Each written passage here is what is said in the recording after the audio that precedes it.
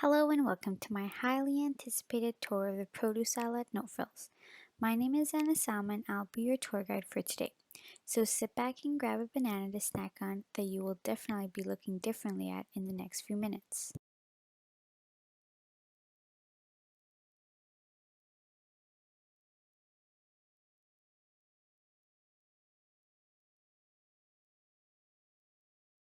Before we begin the tour, let's start with some background details. The supermarket that I chose to visit is No Frills because it's always been my family's go-to grocery store due to its good quality and price competitive products, and so I'm very familiar with its services and layout. Given the concepts of a modern typical supermarket that we've learned about in class, I want to get a comparison with my local No Frills. Why did I choose the produce aisle? Well, the produce aisle is a frequently visited section of the supermarket by shoppers, regardless of having to buy anything else during our grocery shopping trips. Because of this, I wanted to get an up close look at and thorough understanding of the fruits and vegetables that we are purchasing on a weekly basis. While reading the supermarket tour, I learned some new facts that left me shook. One being that supermarkets always put fruits and vegetables at the forefront of the entrance since consumers spend the most money in the beginning of their shopping trip. I did notice this placement pattern before, however, I didn't know the reason behind it was strategic on the supermarket's part. Another fact that I learned is a little scarier. The fact that in the US, 20 million children consume an average of 8 pesticides each day. Although the statistic is for the US, I feel it is very relevant to Canadians as the majority of our produce is labeled Made in the USA, and knowing that there is a lack of precautions taken in the US on produce pesticide regulations. The amount of new facts that I learned were mind blowing. Another one is a quote given in the article that goes, "By the time an ordinary apple reaches the fresh produce shelf, it has been dipped in fungicide, bathed in chlorine, scrubbed with detergent, and polished with wax." This sums up the process for which a simple fruit goes through before it reaches our bodies, and it made me wonder if what we perceive to be healthy foods are doing more harm than good to our health. The last piece that made me think was that there is a backstory for every single produce in supermarkets, and the stories we usually don't hear about in North America are the negative impacts on producers and farmers in developing countries. There was a case where a cancer-causing sterilizing pesticide called DBCP was banned from use in the US but was still used in Latin America, the Caribbean, Africa, and Southeast Asia, which caused thousands of workers to become sterilized. This is extremely scary as we never think about how these workers who make so little are impacted the most by our everyday foods.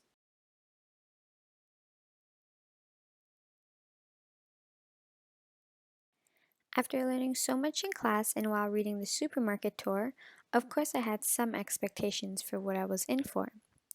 Prior to taking the tour of the produce aisle, I had expectations of seeing perfectly stacked, colorful fruits and vegetables. As well, I expected to see the usually waxed produce like apples and grapefruit to be free of any blemishes from the coloring agents and fungicides used on them as I learned about in the supermarket tour.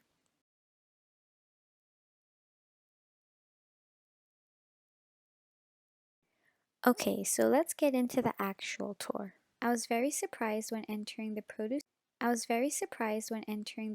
section of No Frills as some of the aspects of a typical supermarket were actually different. In terms of abundance, I saw many empty spaces between the fruits and vegetables. Usually, produce is stacked up to draw attention to its freshness and abundance. However, that wasn't the case for the apples, as you can see. Another aspect of selling produce that is key is aesthetics. Typically, fruits and vegetables should be polished and free of any blemishes according to a modern supermarket.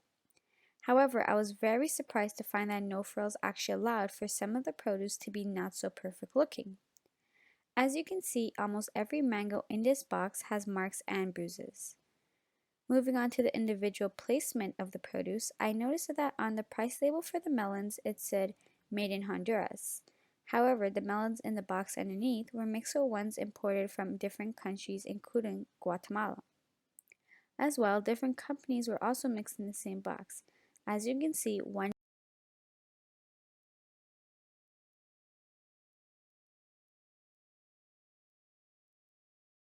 Furthermore, when comparing the unpackaged and packaged apples, I found that the packaged brand was No Frill's own brand, No Name. A little further investigating saw that the other packaged fruits were also No Name branded.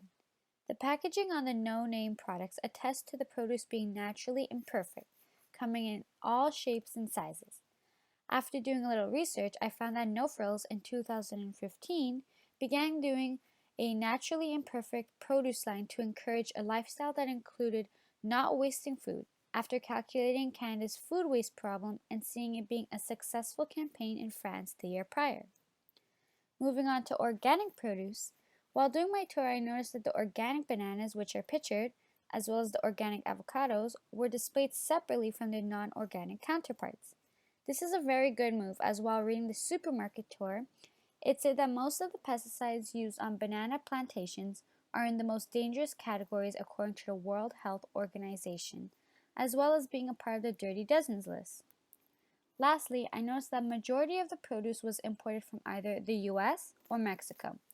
This makes sense as it is in accordance with NAFTA, which benefits Canada with cheap fruits and vegetables imported from the United States and Mexico. After this entire supermarket tour experience, I would say that I've learned a lot about my local grocery store as well as myself. For starters, the supermarket tour taught me that my eating habits need to be changed so that I can reduce the amount of pesticide contaminated produce I consume, as well as any other harmful substances that might occur throughout the process. Therefore, this means that my purchasing habits need to be changed as I've usually just always picked up whatever looked good and was affordable in the moment. I've never really thought to do any research on the food that I buy, as I assume not many people do. I think now I've realized how important it is to actually be aware of where our food is coming from, all the way down to the farmers. On the supermarket side, I've come to learn that as awareness for sustainability issues grow, corporations like No Frills are starting to adapt to these issues. I appreciate that No Frills is adjusting to selling produce that are natural and imperfect to address the alarming national food waste problem in Canada. Overall, I have learned that the food system is a lot more complex than we think it is, and there are many ways that it can be improved to benefit both the consumers, producers, and everyone in between.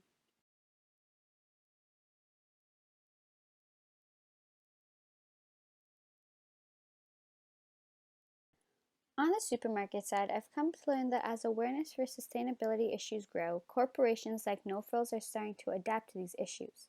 I appreciate that No Frills is adjusting to selling produce that are natural and imperfect to address the alarming national food waste problem in Canada. Overall, I have learned that the food system is a lot more complex than we think it is, and there are many ways that it can be improved to benefit both the consumers, producers, and everyone in between. This impacts my future shopping decisions as I feel more inclined to continue to support this local grocery franchise as No Frills is spreading positive awareness about agricultural sustainability issues. I want to help the food waste problem by being the kind of consumer that purchases and demands a continuation of the naturally imperfect produce campaign and to stop restricting produce requirements to being just shiny. I feel in terms of the actual produce itself, I am aiming to avoid pesticide infused fruits and vegetables and buy more organic.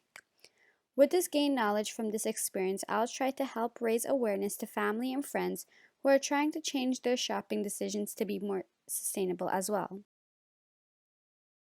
In conclusion, I would say that this supermarket tour and the reading of the actual supermarket tour was extremely eye opening.